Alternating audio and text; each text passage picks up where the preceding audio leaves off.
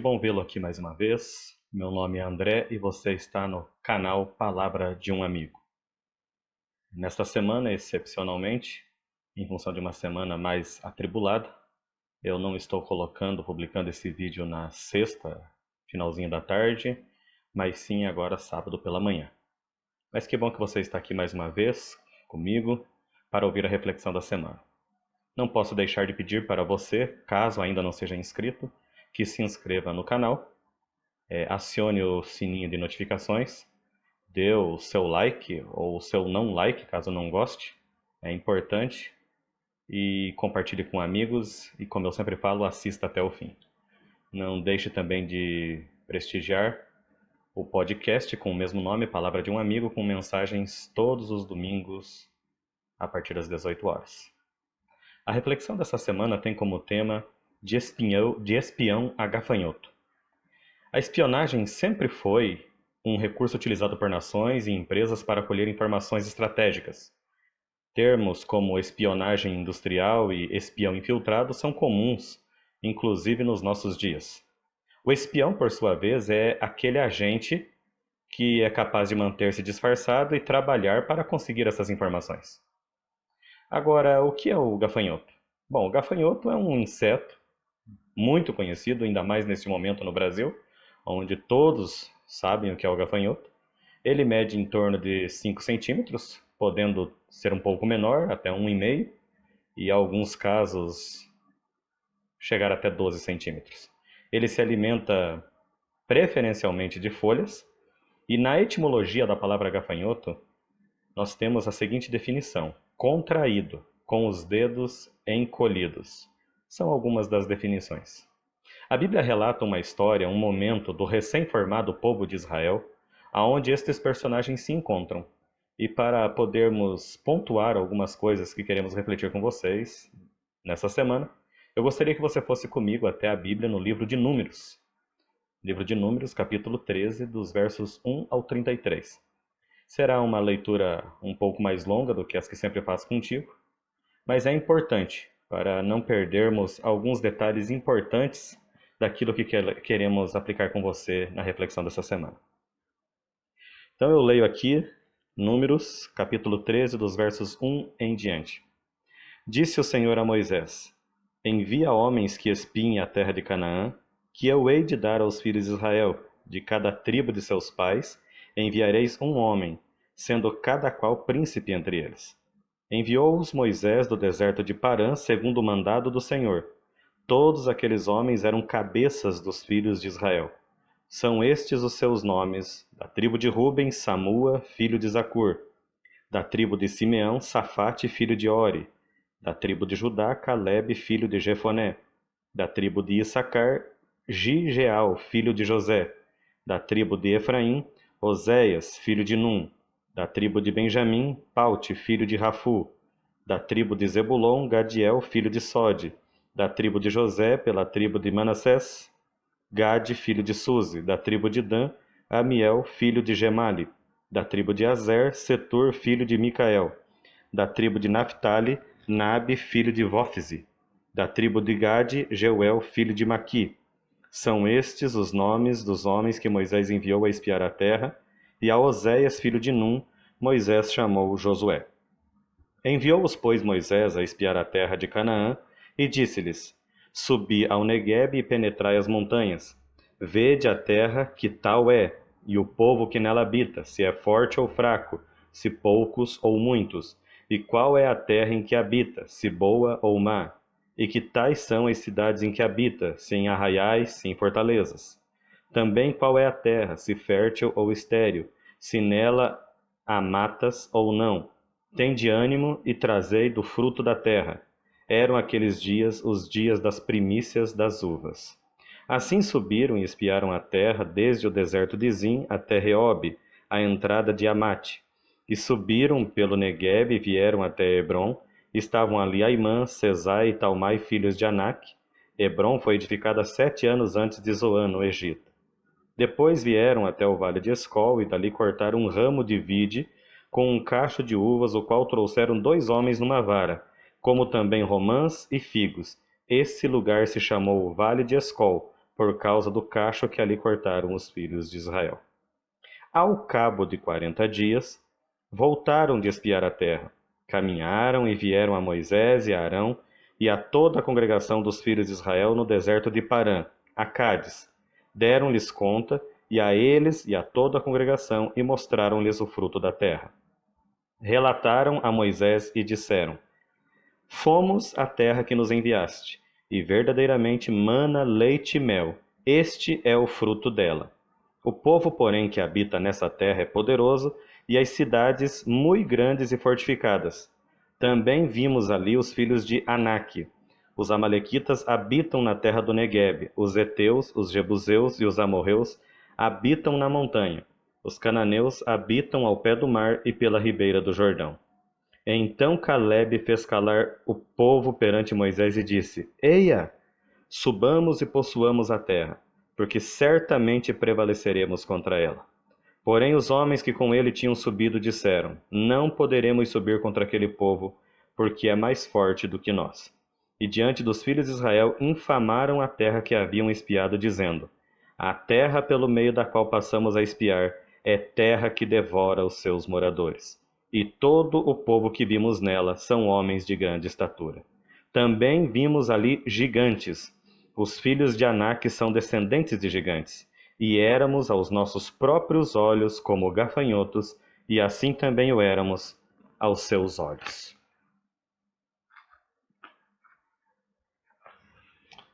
Para Josué e Calebe, estava tudo certo. Subamos e possuamos a terra, porque certamente prevaleceremos. Mas para os outros 10 espias que acompanharam Josué e Calebe nessa aventura, o relatório é uma escala de temeridades. O povo é poderoso, as cidades são muito fortificadas, o povo é mais forte do que nós, a terra devora seus moradores, todo o povo é de grande estatura. Você pode observar aqui no relatório dos 10 que estavam com medo que as coisas são meio exageradas. Por mais alta estatura que tenha um povo, e lembremos que não era um povo só, tinha os jebuseus, os amorreus, os filhos de Anak, eram vários pequenos povos naquela região que Deus estava querendo dar para eles. Mas eles foram unânimes, os outros 10, em dizer que todo o povo é de grande estatura. Por mais alto que um povo seja, sempre tem aqueles de menor estatura. A terra devora os seus moradores. Você consegue imaginar? O relato que se segue, a definição mais precisa é que subiram para espiar a terra 12 homens, mas voltaram 2 homens e 10 gafanhotos. Uma coisa que eu aprendi na minha vida é que bênção assusta. Parece absurdo, não é? Mas bênção assusta. Parece que eu e você temos um dispositivo dentro de nós que entende que só a decepção, só a frustração é natural. Quando as coisas dão errado, a gente até entende, é assim mesmo o mundo. Mas quando somos amados, protegidos, queridos, temos a tendência de nos armar e, assim como os gafanhotos hebreus fizeram, fazemos apenas relatórios negativos da nossa situação. Vamos citar 2 exemplos bem simples, mas bem atuais da nossa realidade. O Covid-19. Estamos aí há uma centena de dias já ultrapassando isso, vivendo de forma diferente, em isolamento, com sérias restrições de circulação, nos isolando ao máximo para nos cuidarmos e tentarmos aliviar a tal curva aí de transmissão, para não incharmos os hospitais, tal, e tantas coisas que se falam, algumas a gente concorda totalmente, outras nem tanto, mas eu não estou aqui para polemizar sobre o assunto. Em resumo, o Covid-19, essa pandemia que estamos vivendo, o fato é que você concordando ou não com todas as ações governamentais que estão sendo feitas, ela mudou o nosso jeito de viver. Mas eu tenho 2 jeitos de ver essa situação. Uma é positivamente, como Josué e Caleb. Eu posso ver o avanço das pesquisas nas vacinas, os testes que já estão sendo realizados, e aflorar a esperança dentro de mim de que tudo vai dar certo, que Deus está no controle e que logo, logo teremos uma excelente notícia sobre essa situação. O outro ponto de vista, que é o dos 10 espias que voltaram como gafanhotos, os extremamente negativos, é apenas ficar mirando no número de mortes, e são muitas mortes, não estou aqui para desprezar o número de mortes dessa pandemia, mas achar que isso se resume apenas a essas mortes, que não há esperança alguma. Outro fato bem interessante tem a ver com um dos personagens da reflexão desta semana, os gafanhotos. Os gafanhotos, uma nuvem de gafanhotos que estava vindo provavelmente da África, do continente africano, chegou a invadir algumas plantações aqui da América do Sul, Argentina.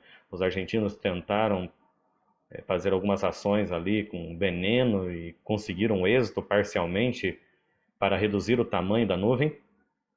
Mas ao chegar no Brasil, nós tivemos um fenômeno interessante, estranho, que destruiu muitas coisas, que foram os ventos fortes recentes no sul do país. Um fenômeno atípico, incomum, onde um conjunto de variáveis tinham que acontecer ao mesmo tempo e aconteceram lá, e você com certeza pode ver durante a semana alguns vídeos de destruição. Mas se você olhar apenas para a destruição que esses ventos causaram, a frente fria que chegou, o sul está bem frio neste final de semana, inclusive, você vai poder observar uma coisa: a nuvem de gafanhotos desviou a rota. Ou seja, mesmo numa tragédia como a do Covid, ou como o dos ventos fortes, absurdamente fortes, que o sul do Brasil enfrentou, em especial o estado de Santa Catarina, recentemente, se você olhar apenas pelo lado negativo, você só verá destruição, coisas ruins. Mas mesmo aquilo que aparentemente não tinha função nenhuma, veio apenas para destruir, é possível a gente ver de um lado positivo. Os gafanhotos que eram tão temidos de atingirem massivamente algumas plantações do território do sul do Brasil mesmo, inclusive, eles tiveram que mudar um pouco a rota por causa de um fator climático que os gafanhotos não estavam esperando. O que eu quero dizer para você com isto é que tudo na vida é uma questão de perspectiva. Se você quiser encontrar motivos para as suas derrotas e não lutar, você encontrará. Agora, por outro lado, se eu e você quisermos, ainda que num cenário totalmente desfavorecido, se quisermos encontrar motivos para a vitória, nós vamos encontrar. A fé em Deus, a confiança em sua providência e cuidado é que faz a diferença. A perspectiva que temos das coisas depende disto. O capítulo 1 de Deuteronômio, e eu gostaria de levar você ainda até lá, capítulo 1 de Deuteronômio, nós encontramos a explicação de quem foi a ideia de colocar espiões na terra. Quando a gente lê Números 13, parece que foi Deus que orientou primeiramente Moisés a mandar espias para a terra. Mas eu gostaria de esclarecer esse ponto com você. Às vezes a gente faz a leitura da Bíblia e passa alguns detalhes simples desapercebidos. Então vamos até o capítulo 1 do livro de Deuteronômio e vamos ler dos versos 19 em diante, para termos uma explicação e entendermos melhor como é o nosso papel e como os nossos medos atrapalham que Deus realmente coloque as suas bênçãos em nossas vidas. Então partimos de Horebe. Isso aqui é Moisés fazendo um resumo. Deuteronômio, Moisés começa a fazer um resumo de toda a atuação de Deus ao longo da jornada deles de libertação lá do Egito. E Moisés começa a pontuar algumas coisas. É o livro de despedida de Moisés. Então partimos de Horebe e caminhamos por todo aquele grande e terrível deserto que vistes, pelo caminho da região montanhosa dos amorreus, como o Senhor nosso Deus nos ordenara. E chegamos a Cádiz Berneia. Então eu vos disse: tendes chegado à região montanhosa dos amorreus, que o Senhor nosso Deus nos dá. Eis que o Senhor teu Deus te colocou esta terra diante de ti. Sobe, possui-a, como te falou o Senhor, Deus de teus pais. Não temas e não te assustes. Então todos vós vos chegastes a mim e dissestes: mandemos homens adiante de nós, para que nos espiem a terra e nos digam por que caminho devemos subir e a que cidade devemos ir. Isto me pareceu bem, de maneira que tomei dentre vós 12 homens de cada tribo, um homem, E foram-se, e subiram a região montanhosa, e espiando a terra, vieram até o vale de Escol, e tomaram do fruto da terra nas mãos, e nolo trouxeram, e nos informaram, dizendo: É terra boa que nos dá o Senhor, nosso Deus. Você compreende qual é o grande problema da nossa vida? Por que que muitas vezes somos, aos nossos próprios olhos, como gafanhotos diante das situações que nos são apresentadas? Porque Deus muitas vezes nos coloca diretamente na frente da vitória. Mas qual é a nossa reação? Não, Senhor, espera aí. Eu sei que o Senhor está me dando uma grande bênção ali, mas eu poderia mandar alguns espias, alguns homens à frente para espiarem a terra. É, deixa eu ver se é tudo isso mesmo que o Senhor está falando. Em outras palavras, é mais ou menos isso que os hebreus estavam fazendo com Deus. Estavam com medo da terra que estavam passando a possuir, que era a promessa feita para Abraão, Isaque, Jacó, os seus ancestrais, os seus pais. E o que me assusta é que os hebreus não foram libertos através de Moisés, pela mão poderosa de Deus, de um povo qualquer, de uma nação pequena. Não. Qualquer um que acompanhe o relato bíblico e conheça um pouquinho de história, sabe, identifica e reconhece que o Egito era a grande potência da época. Era o país a ser temido. Então, pera lá. O Deus em quem eu acredito me liberta da nação mais poderosa do planeta, da época, com sinais e maravilhas estrondosos. Tivemos as 10 pragas no Egito, a última praga matando todos os primogênitos, inclusive o primogênito de Faraó. Na sequência tem o livramento, a abertura do Mar Vermelho, todo o exército de Faraó sucumbido dentro das águas. Esta foi, e me entenda o ponto que eu quero colocar, uma grande vitória. Mas não uma grande vitória simples no sentido, não foi contra um povo qualquer, foi contra o Egito, a maior nação da época. Agora eles caminham alguns dias, tem a experiência do Sinai, tem várias coisas que aconteceram lá, você pode ver isso na Bíblia, no livro do Êxodo. E na hora que estavam ali já avistando as terras, quem sabe de longe, subindo num monte, a promessa de Deus para se cumprir, os seus olhos já alcançavam, a bênção estava quase lá. Lembra que eu falei há pouco com você que, infelizmente, a bênção nos assusta? Pois é assim exatamente que o povo de Israel estava reagindo nesse momento. Eles não conseguiam acreditar que Deus estava dando tantas bênçãos. Não é possível. Mais bênção? Nós já vamos entrar na terra prometida? Como assim? Tão pouco tempo éramos escravos. Era muita coisa boa para ser verdade. Tem um ditado popular que diz que quando a esmola é demais o santo desconfia, mas com Deus isso não se aplica. Se Deus está nos dando bênção, o nosso papel é recebermos essas bênçãos, sob pena de termos os mesmos problemas e enfrentarmos as mesmas dificuldades que o povo de Israel enfrentou ao demonstrar que não confiava tanto assim em Deus. Agora, diante dos amorreus, dos jebuseus, outros povos menores, insignificantes perto do Egito, olha o relatório que esses homens fizeram. O povo é poderoso, as cidades são muito fortificadas, o povo é mais forte que nós, a terra devora seus moradores, todo o povo tem grande estatura. Ah, ainda tem os gigantes, os descendentes de Anak. Não, não, não, não, nós somos como gafanhoto aos nossos olhos e aos olhos deles. Deus já tinha dado a bênção para o povo. E me incomoda às vezes olhar para a minha própria vida e ver que Deus às vezes já deu bênçãos para mim e eu não as estou usufruindo por minha própria culpa, por minha própria falta de fé. Meu apelo para você na reflexão dessa semana é: não seja um gafanhoto.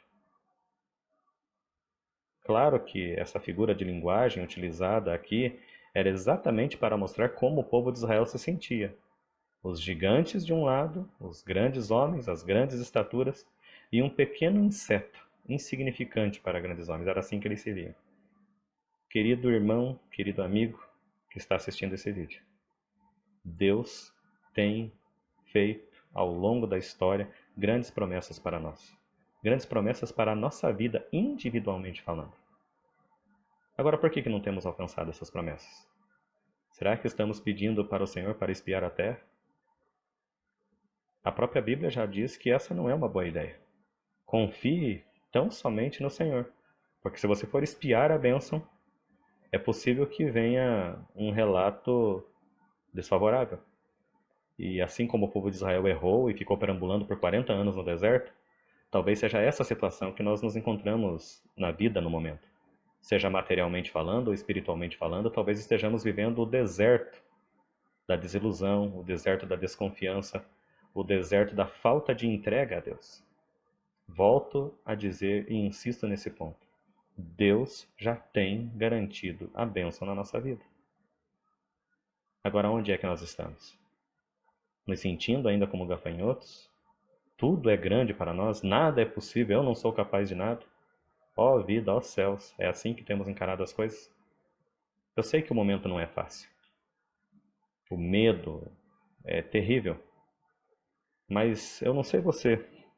Quando eu vejo a Bíblia dizendo não temas, em várias passagens, inclusive nos textos que lemos hoje, nós encontramos. Não temas, subam e possuam a terra. Eu não sei qual é a terra que você precisa possuir para melhorar o teu relacionamento com Deus. Mas todos nós temos uma terra a conquistar. O que Deus está nos dizendo na reflexão dessa semana, através da história dos hebreus, é que essa bênção já é tua, já é minha. Eia, subamos e possuamos, porque certamente prevaleceremos. Essa frase dita por Caleb era simplesmente aquilo que reinava no seu coração. E o meu pedido, a minha ideia para você de reflexão hoje, é que nós possamos deixar, assim como Caleb, que essa ideia, que esse pensamento a respeito do que é Deus na nossa vida possa prevalecer. Certamente prevaleceremos. Claro que haverá muitas lutas, muitas batalhas, assim como houve para aquele povo. Mas eles conquistaram a terra. Apanharam muito, sofreram muito nos 40 anos no deserto, tiveram que ir se refinando, se purificando. Que assim seja a nossa vida, mas que nunca percamos de vista a promessa da terra prometida. E quando você não tiver mais motivos para sonhar com as coisas dessa terra, e isso pode acontecer infelizmente, lembre-se que o nosso Deus nos prometeu um céu e uma vida eterna. E que esse pensamento maior nos possibilite a nunca nos enxergarmos como gafanhotos nessa vida. Essa é a minha oração para você hoje e sempre. Oremos? Senhor nosso Deus, muito obrigado pela bênção maravilhosa de podermos ler esses relatos na Bíblia. Relatos que mostram que sentir medo, temer, não saber como agir em muitas circunstâncias, ou até mesmo agir de forma errada, foi natural para o teu povo escolhido. Erraram, receberam alguns puxões de orelha, assim como nós também temos os nossos erros, os nossos desacertos nessa vida. Mas assim como o Senhor não desistiu deles, e eles continuaram sendo seu povo, que as suas muitas misericórdias continuem nos alcançando. Nos ajude a vermos o lado positivo das coisas, principalmente nesses momentos que estamos vivendo, onde tudo que é negativo tenta imperar no nosso pensamento. Cuida de nós, restaura-nos, abençoa-nos com saúde, com a cura para essa doença terrível que está contaminando o nosso planeta, e volte logo, Senhor.